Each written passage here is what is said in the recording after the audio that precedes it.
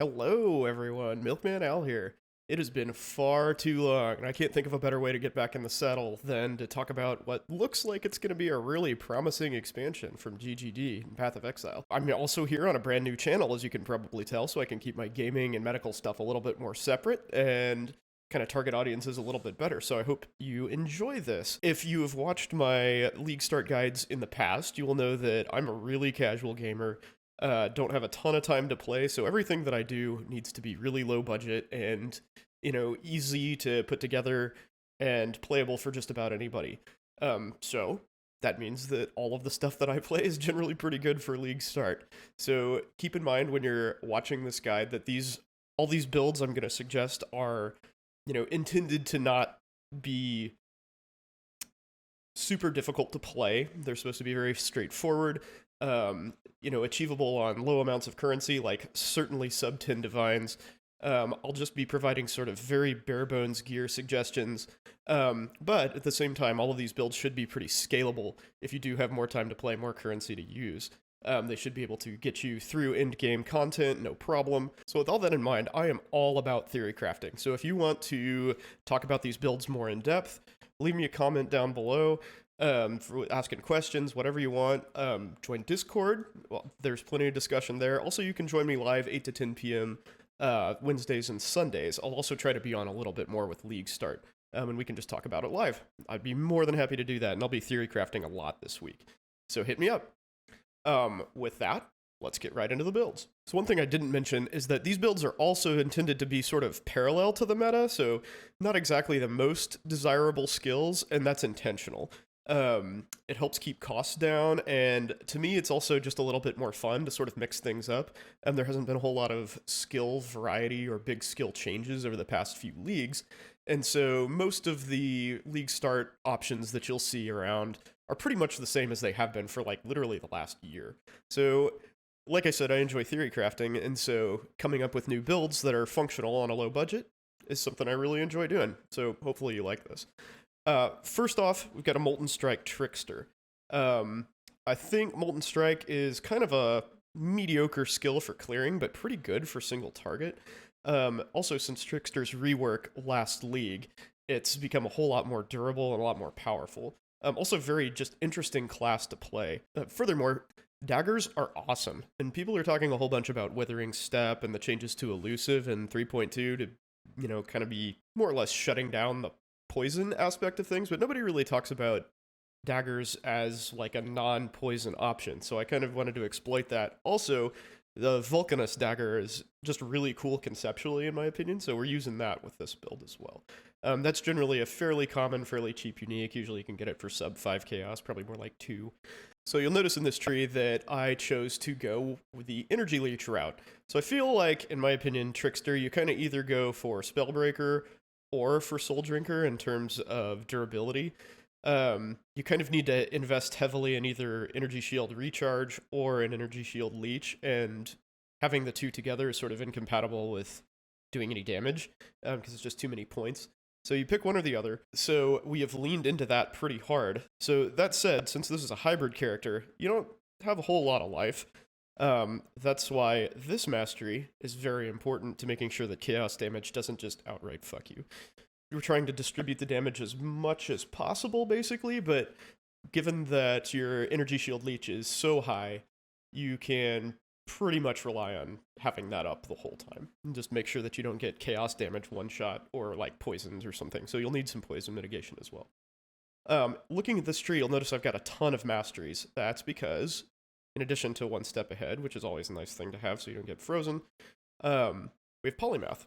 So each one of these masteries gives us an extra 3% more damage. So each mastery is 3% more damage, and I can't remember exactly how many I have on this, how many different ones. I think it's 12. Let's count. 1, 2, 3, 4, 5, 6, 7, 8, 9, 10, 11. It's 11, so 33% more damage. Just from having masteries, all of which are actually helpful for the build, so that's super nice. And as you can see, this also grants a fair amount of recovery to you as well. It's a very, very useful node. So with recovery settled, basically everything else is about just boosting your damage. as you can see here, we're including Culling Strike. We're working with about 950k damage, which is great for a League starter, in my opinion, on pretty bare bones gear. And the rest of it, we've just kind of reached down here. Point Blank is basically a necessity for Molten Strike, because it really, I mean, it's just 30% more damage, basically, for one node. So totally worth traveling down here on the tree. This is a super useful mastery, so you get, oh, you can't see it. Sorry. This is a super useful mastery for gaining frenzy charges and sustaining your damage against bosses. This whole wheel is just really nice because it gives you Culling Strike, which I guess sort of negates the need for the Culling Strike mastery on the dagger, so that saved me a point. Wonderful. Anyway, getting a little bit more life here, and you know, like, again, essentially this is just traveling to Point Blank. In terms of gearing, like I said, this focuses on having Vulcanist daggers. That's what it does. In case you're unfamiliar with the dagger, it's a pretty complex weapon, but works out really well. I've gone a little crazier with the gearing on this character than I did for most of the other ones, but you'll notice that it's all still very middling, easy to obtain stuff. It just happens that some of this is like really, really good for the slots. So Vertex, excellent helmet. I would 100% get this. And also Syntrex with the mastery that gives you an extra energy shield per 8 evasion. These are some of the best energy shield boots in the game. Totally worth having. Neither of these have life on them, unfortunately. But again, the idea is that you will, you know, be leeching energy shield fast enough that doesn't really matter. And with overleech, you should be just fine. We have an accuracy ring, but mostly as a placeholder, so we have a 100% chance to hit, so you can see what life looks like with that. And just random energy shield belt. And so you can see we've, defense-wise, we've got a fair amount of evasion, 34,000 evasion, maxed spell suppression, no determination, which is a bit of a problem. We'll also have to figure out a way to get endurance charges, which probably will end up being like Enduring Cry or something.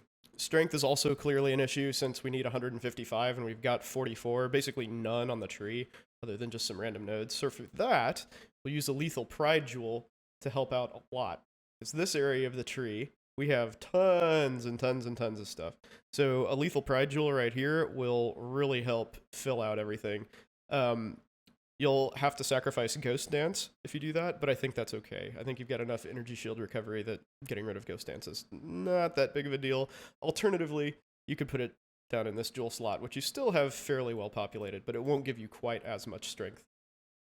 Lethal Pride Jewels also come with nice things like chance to deal double damage, intimidate on hit, that can really raise your damage. So, for instance, if we slap this Lethal Pride in there, damage goes up to over 1 million.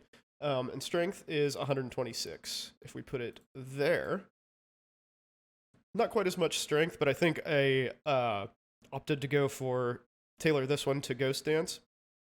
To having Ghost Dance, that is. So there's less strength, which means you'll probably need 2 items with a fair amount of strength on them, but you get more damage out of it, more things that are beneficial to the build. Skills-wise, Molten Strike, obviously. Nightblade, Energy Leech, Multi-Strike, Immolate, since everything will be getting ignited, and Fire Pin. These are pretty straightforward, just, you know, chosen by most damage in PoB and moving along. So we got Grace, Anger, Blood Rage for generating Frenzy charges if you need to, and also some Life Leech, which turns into additional Energy Shield Leech. Assassin's Mark for better crit. Got the melee totems here, which are a pain in the butt, but they work. Flammability and Precision on Arrogance. I like putting Precision and Vitality on Arrogance because it's basically just less harmful to your build. In most builds, you know, Archmage is sort of dead, so most builds have way more life than mana, so it's way easier to accommodate the flat mana cost, or flat mana reservation on Precision and Vitality if you take it from your life pool.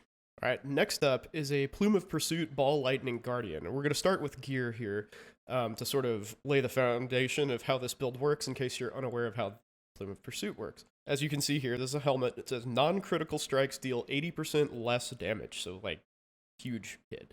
Spell skills always deal crits on final repeat. Spell skills cannot deal critical strikes except on the final repeat. So, Basically, what you want to do is juice up the final repeat of your skill as much as humanly possible, and that's what we're going to do.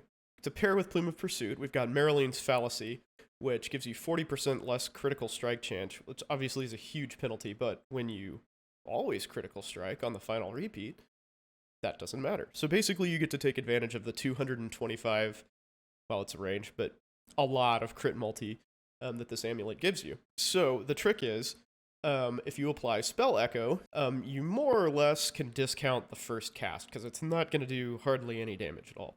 So this number here, basically cut it in half to figure out what the damage is, because I have a little configuration thing here with 1,000% critical strike chance just to make everything a crit. I couldn't figure out a better way to jury rig that, so still 600 and some thousand damage, not too bad on basically that. You have a weapon. That's really the only thing affecting your damage. Oh, and Algar Mortis. So Algar Mortis is really, really nice. Just increases your damage so much with the enemies in chilling areas take more lightning damage, or take increased lightning damage. It's more or less a molar multiplier for this build, because there aren't a whole lot of sources of taking increased damage. But the sapping enemies in chilling areas is also great for survivability, because they do 20% less damage. So Ivory Tower is here because eventually you'll want to probably progress this to a low life character, and this is how I would choose to do that with the Ivory Tower, but that's not necessary. That's up to you. This is certainly not a piece of gear that's required for League start, but this is kind of, like I said, where I would go with it. Skill tree.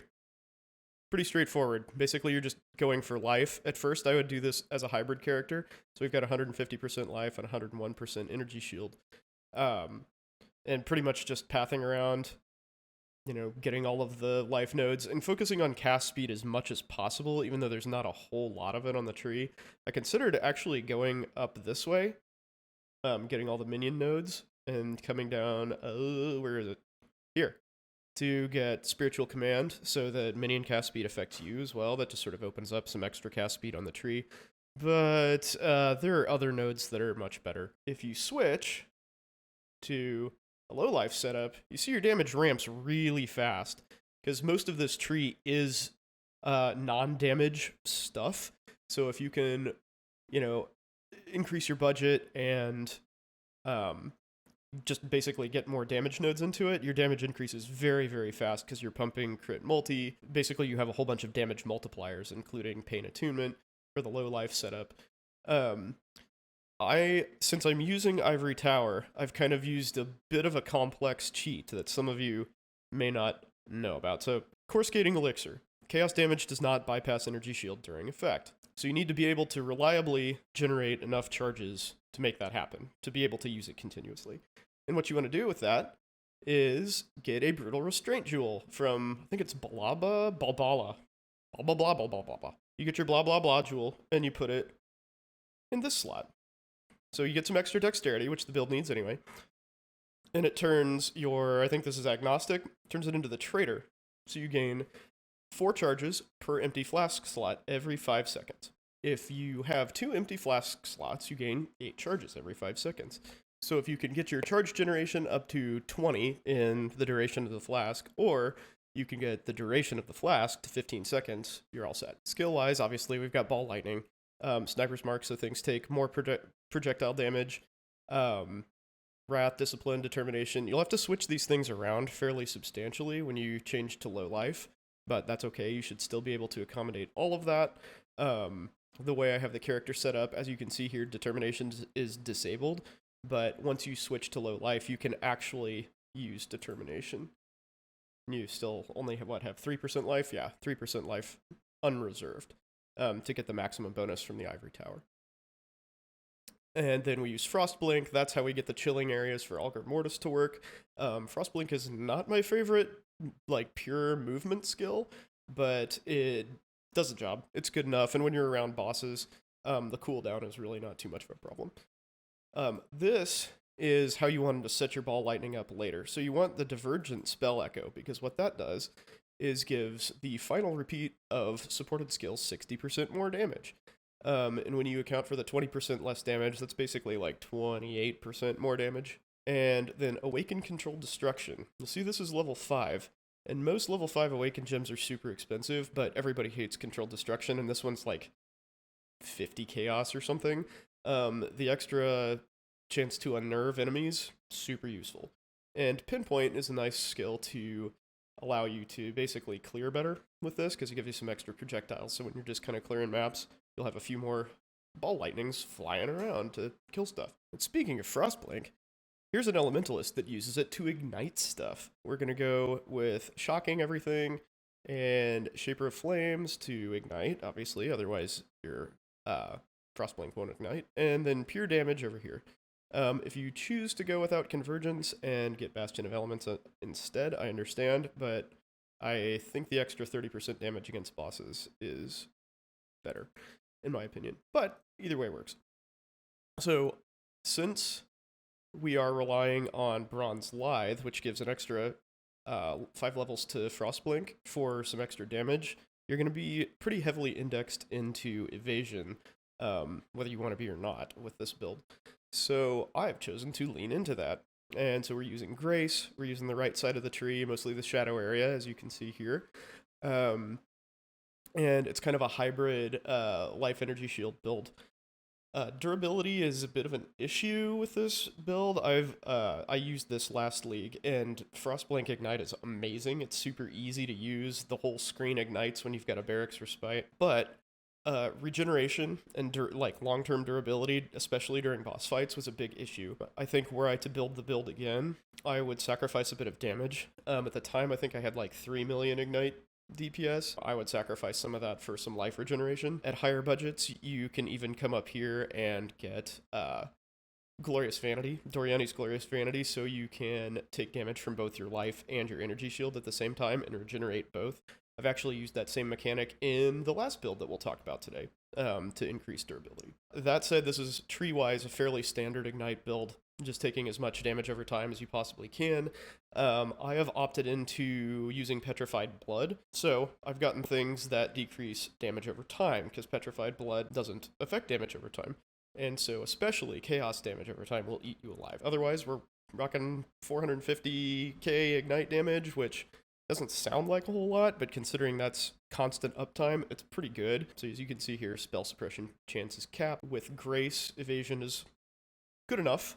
That will increase as your gear gets better, clearly. And, you can use a Jade Flask, too, to boost that. But otherwise, like I said, Chaos Resistance is probably going to be pretty important, so you just don't get nuked by Chaos dots.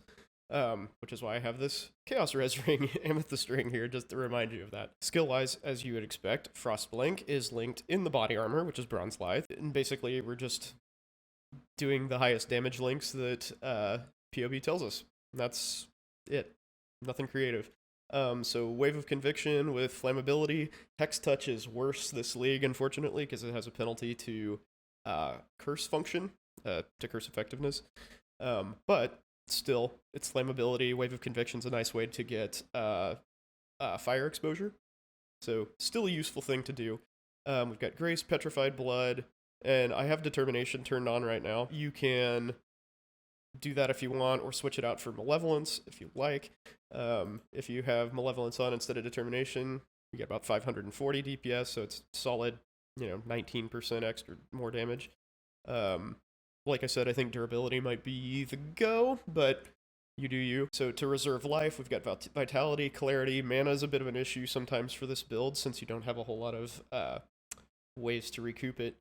So Clarity, good option, and then Defiance Banner. So next up, we've got a Raider that takes advantage of one of my personal favorite skills, which is Ice Crash. So this is a crit Raider, even though you can see the crit chance here is not fantastic, but that is just an opportunity for improvement, right?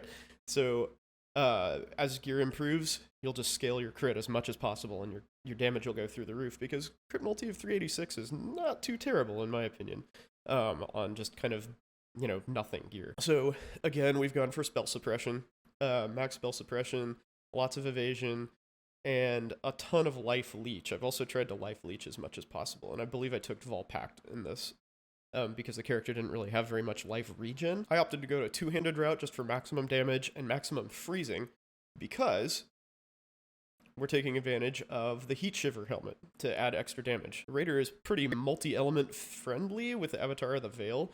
So with enemies having multiple elemental exposures, you can do multiple types of elemental damage without too much problem. I actually, now that I think about it, haven't looked into it, and you can probably use Trinity with this build because you do enough fire damage that the cold and fire are probably interchangeable and will give you the Trinity charges or whatever it's called to make the support gem actually work. I've gone as much into faster attacking as I possibly can to maintain freezes so that the Heat Shiver helmet works. And gives you maximum damage bonus. So we have onslaught effect. I think, honestly, to even get into that further, I would probably spec into this with the Forbidden Flame and Forbidden Flesh duels, just because I already have a bunch of frenzy charges built into the tree on this build, and this will help your attack speed even more. So like I've said, I'm using a two-handed weapon. This is the other part of the tree. So there's lots of really good two-handed weapon nodes that I feel like kind of get lost in the shuffle because people don't really use two-handers very often. Wrecking Ball is great. Lots of extra attack speed. I mean, some of these notables are insane. This one, 45% crit multi. I mean, damn. And this is a very underrated node. Dazzling Strikes, the 50% increased crit chance against blinded enemies is freaking awesome. And then here, 60% crit chance against blinded enemies. This cluster here is freaking great, and I feel like it doesn't get a lot of recognition. So speaking of clusters that are freaking great, get Overlord. This cluster jewel, I included this, even though this is a very expensive cluster jewels, looked like 3 to 4 divines maybe, but you need Overlord. This is so helpful with maces. It basically gives you Fortify, and then also get 30% damage for like nothing. So get that. Even if that's the only skill, the only notable on your cluster jewel, get a cluster jewel as quickly as you can. It's super useful. So yeah, there's lots of juicy damage nodes here, and as with most melee builds, your damage will scale with gear really, really well. I would not be surprised if you could hit 5 million DPS with this build, no problem. So gear-wise, I've chosen a just random Colossus Mallet. You can see it's got almost 600 DPS, which sounds like a lot, but after a couple days of the league, that'll be like 5 to 10 chaos. If you can't afford that or you can't find one in that price range, just get a lower DPS weapon until you can afford it. No big deal. Heat Shiver, again, this is kind of the engine that makes things go. As you can see right now, we've got about 850 DPS, 850k, excuse me. And if you take that off, it literally gets cut in half. So this is a huge, huge deal. Accuracy rings just for placeholder again, so you have a 100% chance to hit. So for skills, Ice Crash with damage supports. One thing that I forgot to mention about the tree, this is very important. The 60% increased freeze duration. That will really help the Heat Shiver function and feel smoother. So that'll stabilize your damage a lot. This is a must get, in my opinion, for this build. So we've got Hatred, because I mostly do physical damage, and converting that to cold is super useful. Grace, obvious reasons. Precision on Arrogance, like I said, I like taking from my life pool if I can. The melee totems, Assassin's Mark, Enduring Cry for endurance charges, though you do have a cluster jewel, so you can use Enduring Composure if you want, pretty easily. And Intimidating Cry, just because dealing double damage is cool. So go for it. And last but not least is a Dark Pact Occultist. Now, this build is very heavily influenced by Ghazi's Dark Pact Necromancer, so I will include a link to that guide in the description, because I think that's only fair. However, like I said, I have pivoted to Occultist because I think that's just kind of an all-around better option now that... which one is it? Unnatural Strength no longer has +2 to minion gems. It's Unholy Might, which doesn't do anything. So I think using an Occultist and then at higher budgets getting Forbidden Flesh and Forbidden Flame Bone Barrier is a much better idea. So you'll note that this is essentially 20% more damage for this build, because you're using your skeleton's life essentially as a base damage. So when they have 20% more life, they do 20% more damage, or you do 20% more damage. This is the most complex build out of all of them here, for sure. So as I alluded to earlier, this is a hybrid build, hybrid life and energy shield. The idea is that you combine decent energy shield leech with a fair amount of life recovery, and also life leech to maintain your effective hit point pool. That is easier said than done with this build. So there are hunter amulets that allow you to leech chaos damage as life, so you should get one of those as soon as possible. Also, this wheel, very important once again. And as you can see here, instead of the damage that I chose with the Trickster, I've chosen the total energy shield recovery because that's super important to your survivability. We're also exploiting life recoup mechanics. So we've got these two clusters here and petrified blood to help with durability. So again, damage over time will potentially be an issue, so you might want to come down here and spec into Lethe Shade, or however you pronounce that. We've also chosen this so that chaos damage isn't quite as big of an issue. Otherwise, the gist of the build is build up as much chaos damage as you possibly can, also spec into tons of minion life. I've come over here to get all of these minion damage nodes so we can buff our minions as well as ourselves, and gotten all these points as well. This is a whole bunch of minion life. Like we talked about earlier, this is allowing minion cast speed to affect you, which is great. That's all there is to it. No big deal, right? You're also going for crit at the same time, so there's a whole lot going on with this build. This is kind of the baseline build that I would choose. So the damage here doesn't look like much, right? 334,000. But you have to keep in mind that this is one hit from Dark Pact. With chain on, which is here, you will be chaining a total of 5 times. So each Dark Pact cast can hit 5 times. So actual DPS against single targets, at least, is more like 1.6 million. So basically just multiply this by 5 against single targets, which is fantastic. If you switch this to the higher budget tree that I have, you'll notice that we incorporate cluster jewels that have more minion life stuff in them, some actual straight up chaos damage with extra perks like hindering things and things taking more chaos damage. And also, we have Corrupted Soul here to help with damage distribution. And this particular Corrupted Soul allows you to get withered from the tree, so you save some gem slots, and we'll look at that in a second. But this build is very starved for gem slots, so that's a huge deal to be able to get rid of withered totems and just get your wither on your own. And then also the chaos damage leeches life, so that frees up your amulet slot a fair bit, so you don't have to have the hunter amulet. And so damage doesn't change all that much, but that's because you have to come in here and change the skeleton life. So I did this beforehand. And the skeleton life is actually 12499.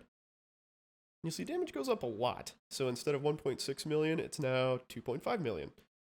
And as before, this is pretty bare bones gearing. Mediocre wand, throwaway unique armor, and Vol Caress. If you can't find this early on, you definitely don't need it. It's just kind of nice to have a Vol summon skeletons with some extra levels to it. Because that will pump up the life of your skeletons quite a bit, and therefore your damage with Dark Pact. This is just a placeholder for Chaos Damage Leech Amulet, so you kind of have an idea of what your recovery is going to be like. But yeah, again, very minimal gearing, nothing super special here. Skill-wise, we were talking about it. So Dark Pact Chain, probably the most important damage multiplier that you have. Intensify, also very helpful. Spell Echo and the rest of this just generic more damage from POB. The summoned skeletons, they have life, which again helps your damage. Feeding Frenzy, so they're aggressive and attack stuff, and speed, so they're faster. They can get to where they're going, and your Dark Pack will hit more things. Flame Dash, movement skill, nothing fancy. Wither Totem, like again, at higher budgets, you will be able to get rid of this, and you should do so as soon as possible. So Petrified Blood, Zealotry just for damage, Skitterbots for a little bit of extra defense by chilling stuff, and also Shock, so for more damage. One thing that I haven't mentioned about Petrified Blood this whole time is that you actually want your life above 50%. And so you might have to manipulate either your life pool or your reservation, or both, depending on that. You can't recover life above half unless you use a potion or a flask. But if you're leeching, you essentially overleech, because that leech doesn't go away since you're not at maximum life. Your life total will sort of sit there at 50%, even though you're tanked up at, say, 51. And that aids your recovery, basically. So yeah, reserve slightly less than 50% of your life with Petrified Blood. That's the take-home point. So this Hex Blast, that's not actually supposed to be Hex Blast. I was waiting for Path of Building to update, but this is supposed to be Hex Plume, the new support that makes curses proliferate, basically. So my idea for this is to use Bane to cast Despair, and then have Hex Bloom on here, and use this unique, the Chalice of Horrors, to inflict decay on stuff and kill things, and basically make Profane Bloom go nuts. So the idea is that you essentially get Despair chaining with Profane Bloom, and hopefully can clear packs that way pretty readily. I'm not 100% sure that that's going to work, but, damn it, I'm going to try it anyway. This is a dirt cheap unique, so I'll probably try to trade for it super early on. Also, leveling with Bane is just silky smooth anyway, and when you add 3 levels to it, that's going to help a lot. And that's probably what I'll do. I think I'll probably level with Bane. Maybe Essence Drain Contagion at first, transition into Dark Pact as I get more of the, Minion Life nodes and things like that to make it worthwhile. All right, so I think that's about all I got. That's a really quick overview of 5 builds. I think it'll be a lot of fun, and the one that I'm going to use. So leave me a comment down below. Let me know what build that you're planning on using. Also, if you have any questions or comments, like I said, drop me a line. I'm more than happy to talk about it with you. I love the theory crafting. So once again, I'm Milkman L. Happy League start, Exiles.